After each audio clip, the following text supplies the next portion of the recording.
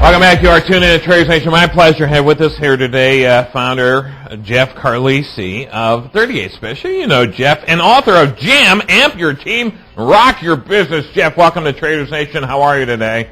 Nearly perfect, and thanks for having me on. You're more than welcome. Is it true, like any business, a successful rock band like 38 Special is made up of both visionaries and devoted followers, leaders, and even team players?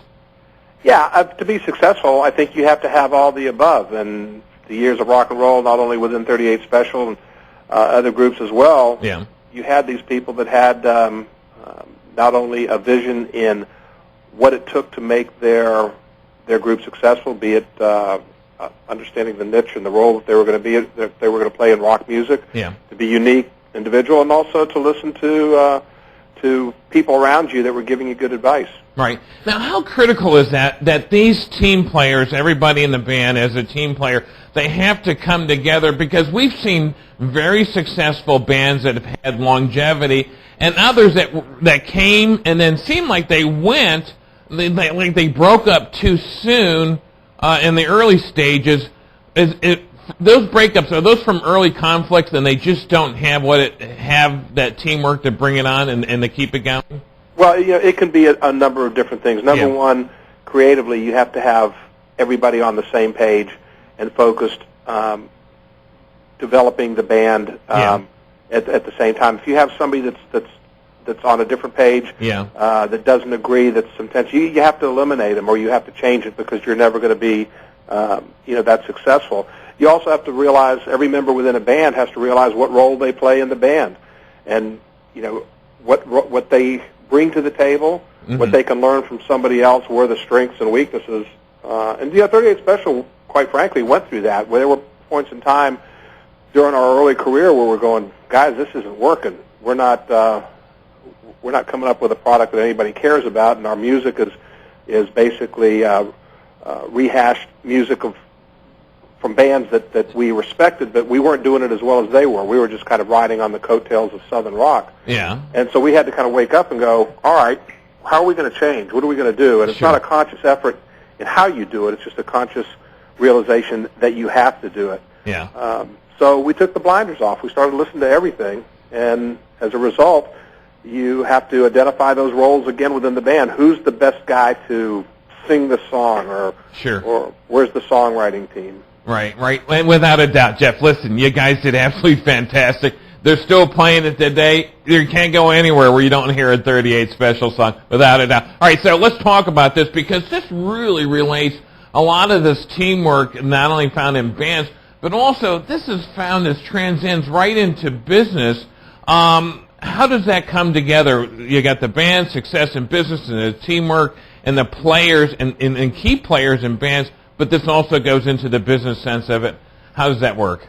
Well, I mean, for one, when a rock band becomes successful, gets to that point, sometimes you get a little bit complacent, and you think that silver lining is never going to burst, and nobody can can one-up you, and it's going to last forever. Yeah. And like with businesses, you get successful with a business, you better keep looking over your shoulder, because there's somebody behind you that's doing what you do, or is going to do what you do better. Right. And example for us, just kind of making an analogy, there's an anecdote in the book about the first time we opened for ZZ Top. Right. This was early in our career. We had obviously a tremendous amount of respect for those guys, and loved the way they played, loved the blues, and Billy Gibbons is one of the finest players out there to spank the plank, so to speak. Yeah.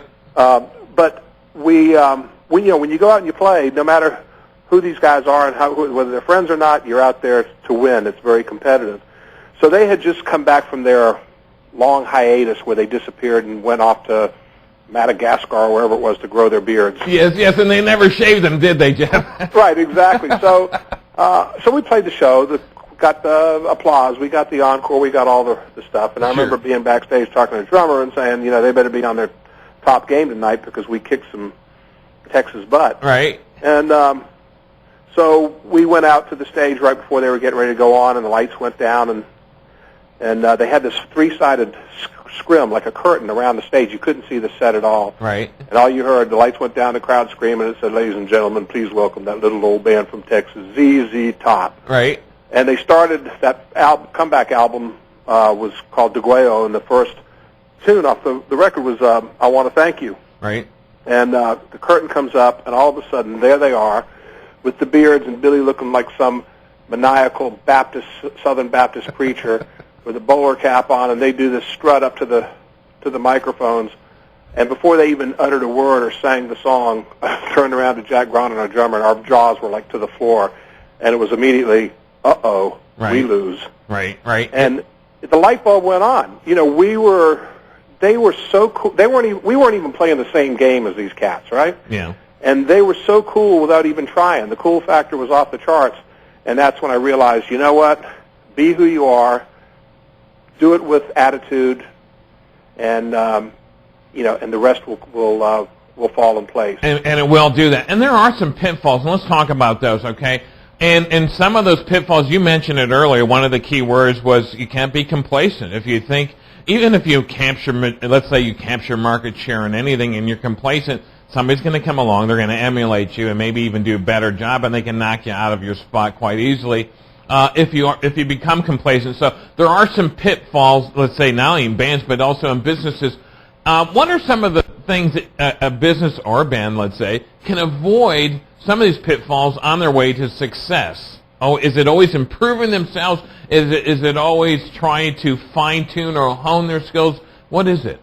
Well, I think it's two things. I mean, one, the way you can prepare yourself for pitfalls is you have to realize that your career, no matter what you do, is going to take a downturn at some point in time. It may be short-lived. Yeah. It may be brief. It may be mild, but it's going to. There's no way around it. You're going to have a downturn. So you got to prepare for that by surrounding yourself with the smartest and most, the best support team you can find, and that's what a band's all about. But I think even more so, what people can learn from a successful rock band is that the word team.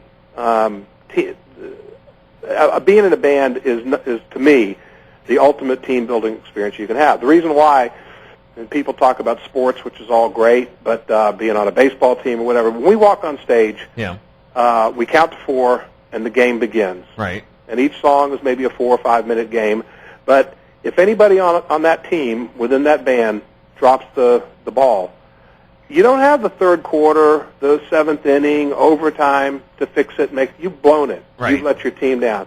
And the way we communicate, for the most part, musicians, we use our ears, we use our eyes. We're not shouting commands out there, go here, go there. You can't.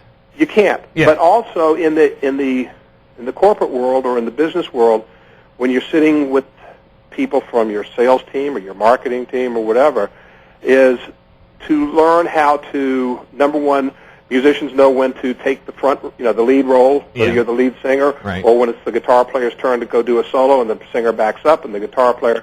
So you're sharing these roles within that team.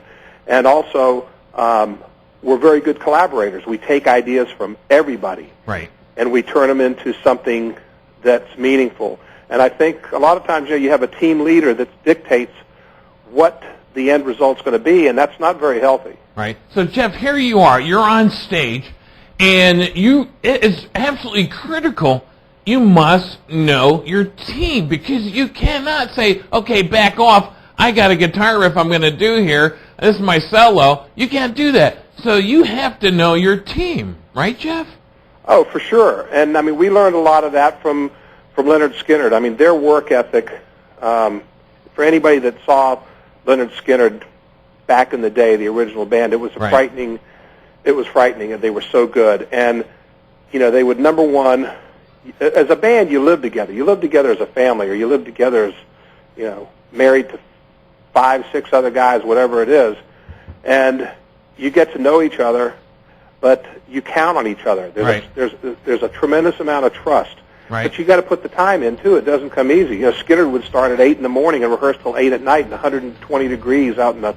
Massive hours. Jeff, listen, we're out of time. Where can we find Jam, Amp Your Team, Rock Your Business? Well, probably the easiest thing is that if your local bookstore doesn't have it, just go to Amazon.com and you can get it from there. Head on over there, Amazon.com. Definitely get a copy. Jam, Amp Your Team, Rock Your Business. Today, 38 special, Jeff Carlisi. Thanks for being with us today. Appreciate your time. All my pleasure. You're more than welcome.